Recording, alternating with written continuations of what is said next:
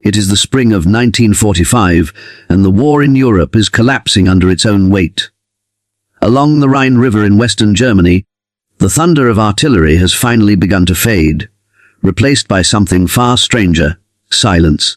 Barbed wire fences stretch across muddy fields once trampled by boots and tanks, now holding an unexpected group of prisoners, German women, captured in the final chaotic weeks of the Third Reich.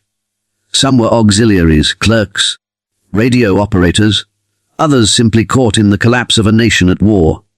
The air smells of damp earth, diesel fuel, and burnt wood drifting from shattered towns nearby. American soldiers move through the camp with cautious confidence, rifles slung low, boots crunching against gravel. For the women behind the wire, exhaustion is etched into every face. Months, sometimes years, of ration cards, hunger winters, and fear have hollowed their bodies and dimmed their expectations. They are prepared for humiliation. They are prepared for punishment. What they are not prepared for is lunch. Metal mess trays clatter onto wooden tables. Steam rises into the cold air. The smell hits first, rich, heavy, unfamiliar. Meat, bread, coffee, not thin soup, not turnip mash. Real food. One woman stares down at her tray frozen. Another whispers under her breath, barely audible, "Is this really lunch?"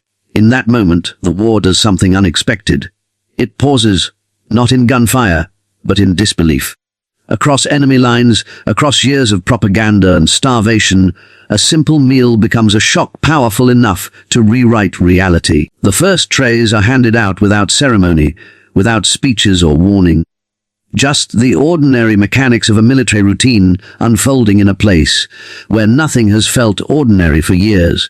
American cooks stand behind makeshift serving tables, built from rough planks laid over oil drums, their movements efficient and automatic, wrists rotating as ladles dip and rise, metal scraping against metal in a steady rhythm.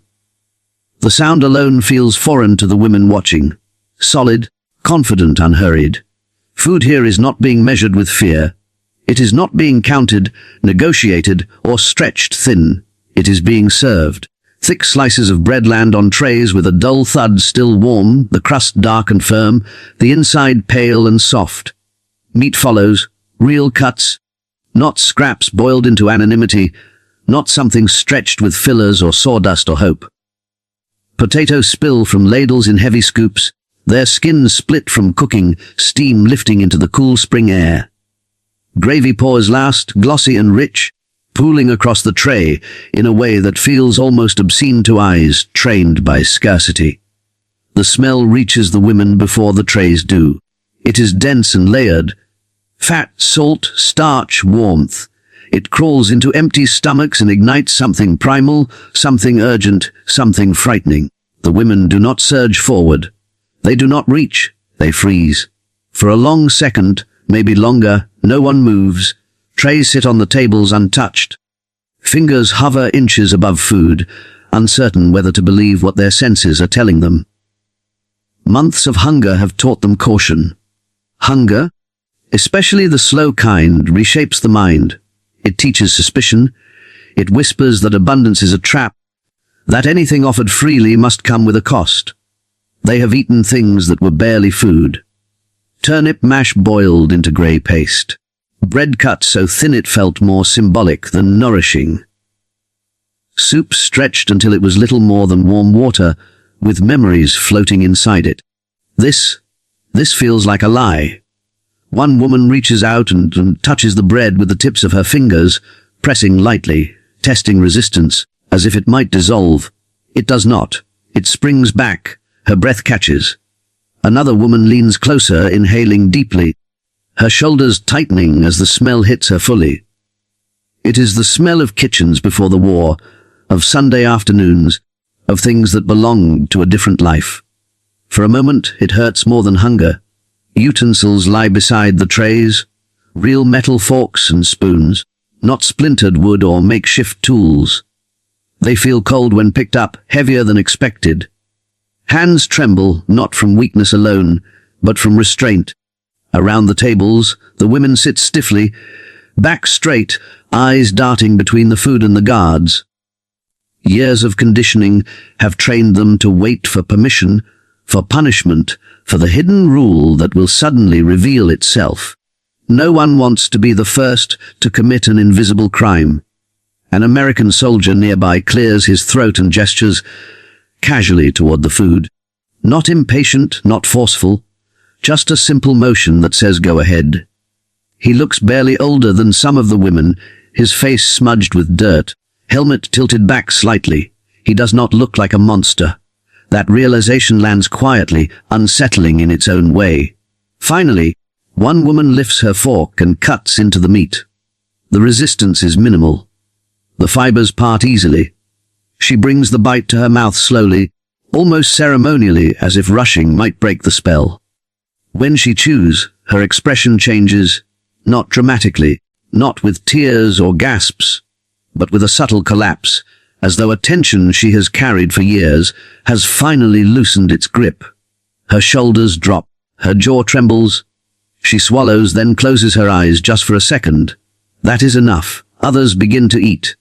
Carefully at first, then with growing urgency as hunger asserts itself.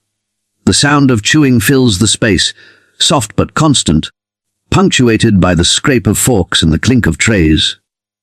Some women eat slowly, savoring each bite, afraid that this might be the last time.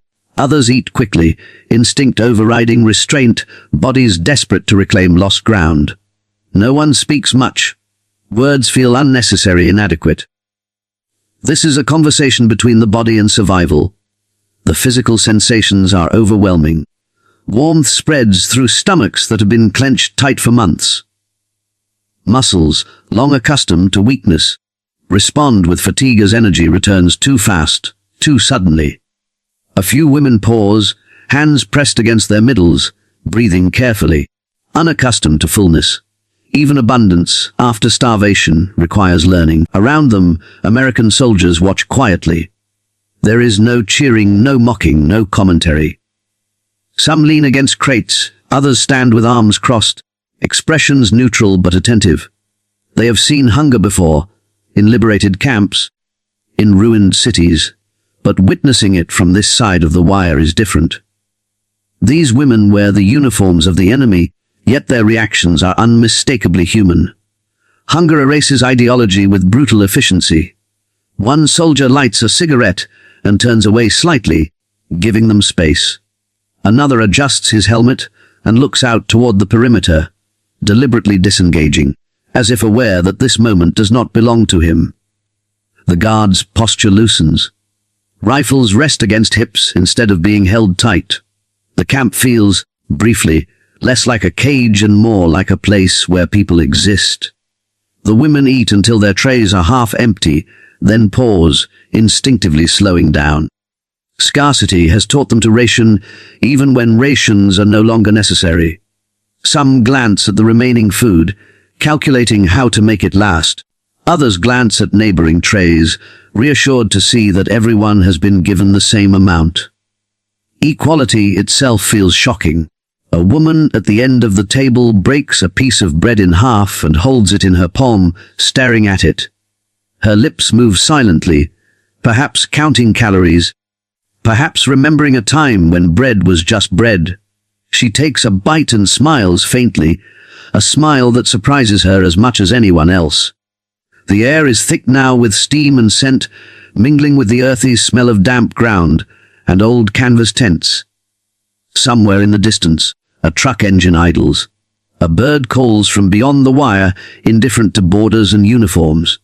The war for this brief window feels far away.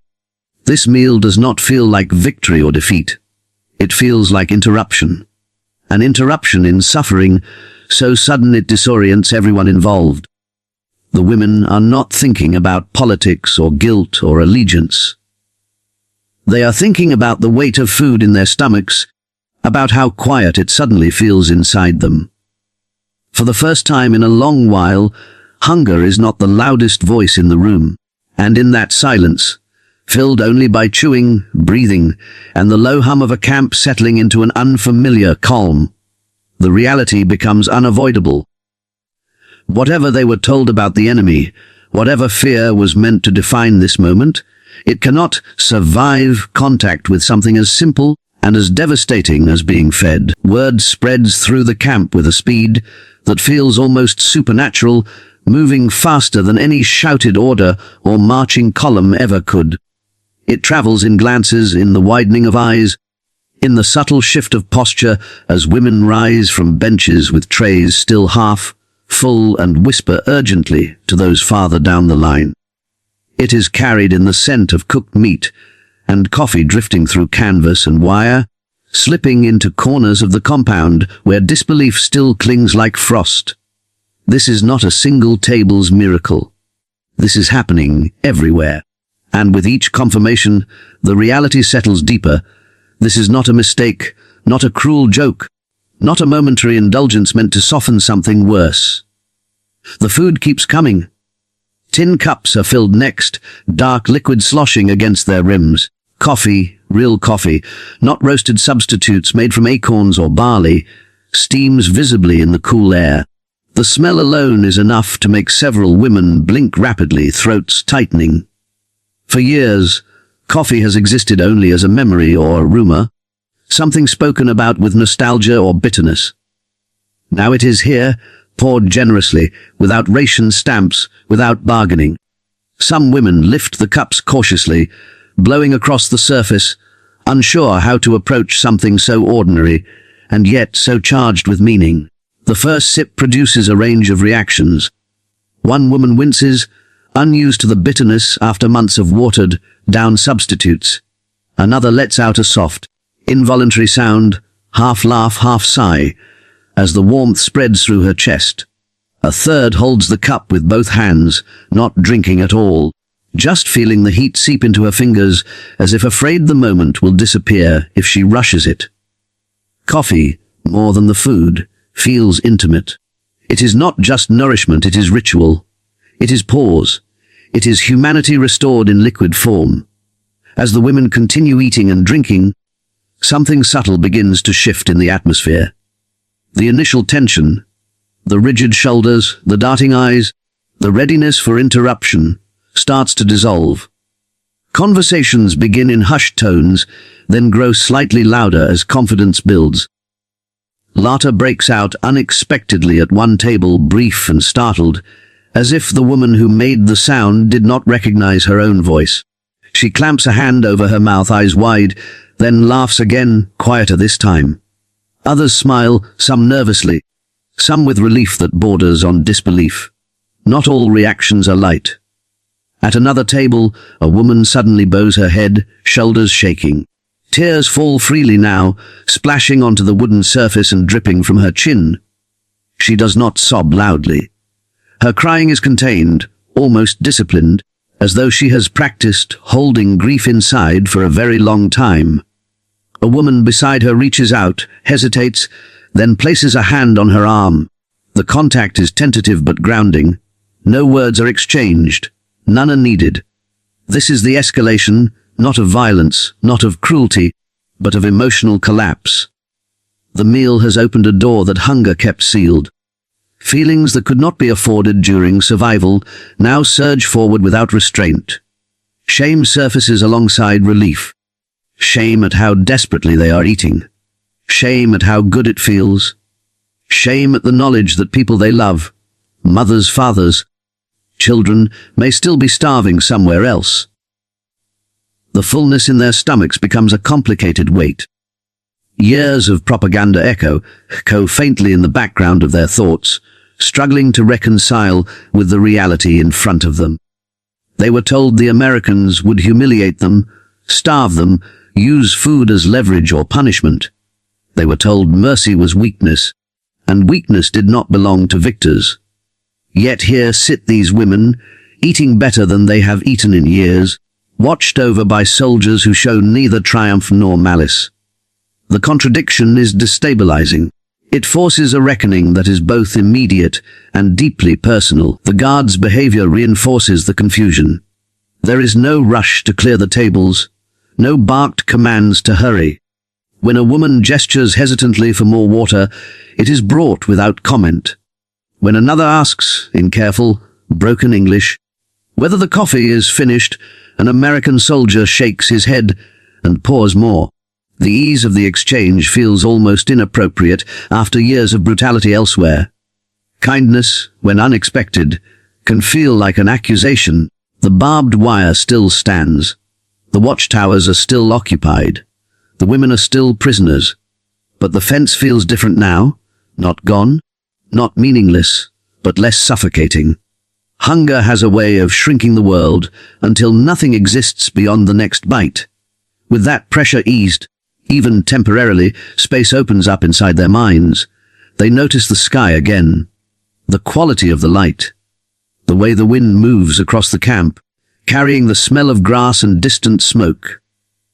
These details were always there, but starvation made them irrelevant. Some women begin to talk about the food itself, analyzing it with the seriousness of scholars. They identify spices. They debate whether the meat is beef or pork. One insists she tastes butter in the potatoes, real butter, not margarine. Another claims the bread reminds her of a bakery in her hometown, long since destroyed. These conversations are not really about food. They are about anchoring themselves to a world that existed before deprivation became normal. At the edges of the camp, newly arrived prisoners watch from a distance, waiting their turn. They see the posture of those who have already eaten, the way they sit back slightly, hands resting on their laps, movements slower, steadier. It is unmistakable. This is what being fed looks like. The knowledge spreads, and with it, anticipation mixed with fear. Hope after so long without it is dangerous. It can hurt more than hunger if it proves false. American soldiers, many of them young and far from home, register the shift even if they do not fully understand it. Some exchange glances, subtle nods acknowledging the significance of what is happening. Others remain deliberately neutral, trained not to personalize the enemy. Yet even neutrality is revealing. There is no effort to reclaim dominance, no reminder of who holds power. The power in this moment is in the meal itself. Time stretches. No one seems eager for it to end. The women eat until their plates are empty, then sit quietly, reluctant to move. A few scrape the last traces of gravy with pieces of bread, embarrassed by the instinct, but unable to stop themselves. Hunger leaves behind habits that do not disappear with a single meal. Bodies remember scarcity long after it ends. As the last cups of coffee are drained, a profound fatigue sets in. Not the sharp exhaustion of hunger, but a deep, heavy tiredness that comes with safety, however temporary. Some women rest their elbows on the table and lower their heads, eyes half closed. Others stare ahead, expressions distant, processing a shift in reality they did not know was possible. The camp hums softly with murmurs, footsteps, the clink of metal, ordinary sounds made extraordinary by contrast. This meal does not erase the war. It does not absolve guilt or undo loss. But it exposes the fragility of the narratives that sustained it. In the face of nourishment freely given, the image of the enemy fractures. What remains is something far more complicated and far more human. Hunger may have united them in suffering, but being fed unites them in realization. The world is not as simple as they were told. And beneath the open sky, with bellies full and minds reeling, the women understand something instinctively, even if they cannot yet articulate it. This was not just a meal. It was a rupture, a moment where certainty cracked, and through that crack, a different future, uncertain, frightening, but undeniably real, began to show itself. By the time the trays are cleared, the transformation is no longer subtle. The women sit differently now, not slumped forward in guarded tension, but leaned back slightly, as though their bodies are reacquainting themselves with balance. The immediate edge of hunger has receded, leaving behind a strange mix of heaviness and relief. Stomachs that have been empty for so long struggle to interpret fullness, and several women press their hands lightly against their middles, breathing slowly, grounding themselves in the unfamiliar sensation. For months, Their bodies have operated in a state of emergency. Now, without warning, the alarm has gone quiet. American soldiers move through the rows, collecting trays, stacking them with practiced efficiency. The clatter of metal on metal echoes across the camp, sharp but not hostile. No one rushes the women to stand. No orders break the stillness. The soldiers' movements are deliberate, almost careful, as though they sense that something fragile is unfolding and could be shattered by the wrong tone or word. A few soldiers exchange brief comments among themselves, ordinary remarks about logistics, about how much food remains, but their voices stay low, respectful of the mood settling over the camp. The women watch them go, eyes following the figures in olive drab as they carry stacks of empty trays away. There is a temptation to speak, to say thank you, to ask questions, to demand explanations, but language feels insufficient. Gratitude is complicated here. It is tangled with pride, with loss, with the uncomfortable realization that mercy has arrived from the very people they were taught to fear. Many choose silence instead, sitting with the weight of what has just occurred. As digestion begins, so does memory. With hunger temporarily quieted, thoughts long pushed aside begin to surface. One woman stares at the dirt beneath her boots and sees her mother's kitchen floor as it looked before, the humiliation of defeat. But it no longer represents starvation. That distinction matters more than it should. Food has redrawn the boundaries of fear. The fence can contain bodies, but it no longer controls every thought. A few women stand slowly, testing their legs, surprised by how heavy and weak they feel all at once. Blood returns to muscles long deprived of nourishment, bringing soreness and fatigue. They move cautiously, supporting one another, instinctively forming small clusters. There is comfort in proximity, now that immediate survival is not the only concern. Community, long eroded by scarcity, begins to reassert itself. American soldiers watch this with a mixture of detachment and curiosity. Many of them have spent months moving through destruction, encountering civilians reduced to shadows of themselves. They have learned to keep emotional distance as a form of self-preservation. Yet moments like this slip through those defenses. They do not speak of it aloud, but some will remember the way the women's faces changed after eating, the subtle return of color, the softening of eyes. These are images that stay, even when the war moves on. The consequences of this meal ripple outward in quiet ways. In the days that follow, the women will walk a little straighter. They will speak a little more. Their bodies will begin, slowly and unevenly, to recover. The psychological shift will take longer, complicated by guilt, by uncertainty, by the knowledge of atrocities committed in the name of the nation they served or belonged to. But the foundation has been laid. It is hard to dehumanize someone who has fed you. It is hard to cling to absolutes when reality has contradicted them so completely. This is the paradox of the moment. The meal does not absolve anyone of responsibility. It does not rewrite the moral ledger of the war. But it punctures the narrative that cruelty is inevitable, that mercy has no place in conflict.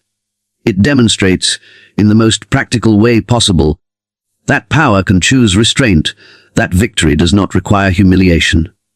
As evening approaches, the light shifts, casting long shadows across the camp. The women sit or stand quietly, energy ebbing as digestion and exhaustion take their toll. Some will sleep better than they have in months. Others will lie awake, minds racing, or the war. Sunlight spilling through a window onto a table set for breakfast. Another remembers a child's voice, high and impatient, asking when they would eat again. A third recalls the sound of church bells from a town that no longer exists. These memories arrive uninvited, vivid and painful, sharpened by contrast. Being fed has not erased the past, it has made it feel closer. Soft conversations emerge, hesitant at first. They speak about home carefully, as if saying the words aloud might summon loss more sharply. Someone mentions a sister last heard from during the winter. Someone else speaks of a husband conscripted and never seen again. The meal has given them energy, but it has also given them space to feel. And feeling, after years of suppression, is exhausting. Around them, the camp resumes its quiet rhythm. Guards resume their posts. A truck starts up near the perimeter, engine coughing before settling into a steady idle. Somewhere beyond the wire, life continues. Villages rebuilding, soldiers advancing, borders shifting. The women are acutely aware of their suspended state. They are no longer in immediate danger, but they are not free. The future remains opaque, its shape impossible to predict. Historically, this moment will not be recorded with the gravity it deserves. There will be no official reports praising the impact of a single meal, no medals awarded for restraint or kindness. War histories will focus on battles won and lost, on territories claimed, on surrender documents signed in grand halls. What happened here will exist mostly in memory, passed down in fragments, mentioned in diaries if they survive at all. Yet for the women who experienced it, this meal will loom larger than many events that historians deem more important. It marks a psychological turning point. For the first time, survival no longer feels like a daily negotiation. The certainty that tomorrow might include food, even under guard, alters how the mind operates. Fear does not vanish, but it changes shape. It becomes quieter, less urgent. In its place, questions arise. What will happen next? Where will we go? Who are we now? Without the constant pressure of hunger to define us. Some women glance toward the wire fence, its sharp silhouette cutting across the landscape. It still represents captivity, loss of agency, unsettled by the way a single meal has destabilized everything they thought they understood. Change, even positive change, is unsettling when it arrives without warning. Years later, those who survive will struggle to explain this moment to others. They will talk about the shock of seeing so much food, about the strange kindness of the guards, about the way their bodies felt afterward. They may laugh awkwardly, as if embarrassed by how much it mattered. Listeners may nod politely, unable to grasp why lunch could feel more significant than liberation itself. Hunger is difficult to imagine once it is no longer present. But for those who were there, the memory will remain vivid. Not because of what was eaten, but because of what shifted. In a war defined by destruction, this was a moment of construction, of rebuilding a sense of reality from the ground up. It did not end the war. It did not erase suffering. But it marked the point where fear, driven by hunger, began to loosen its hold. When the last of the light fades, and the camp settles into night, the women understand, perhaps more clearly than they have understood anything in years, that survival is no longer their only task. Now they must learn how to live with what comes after.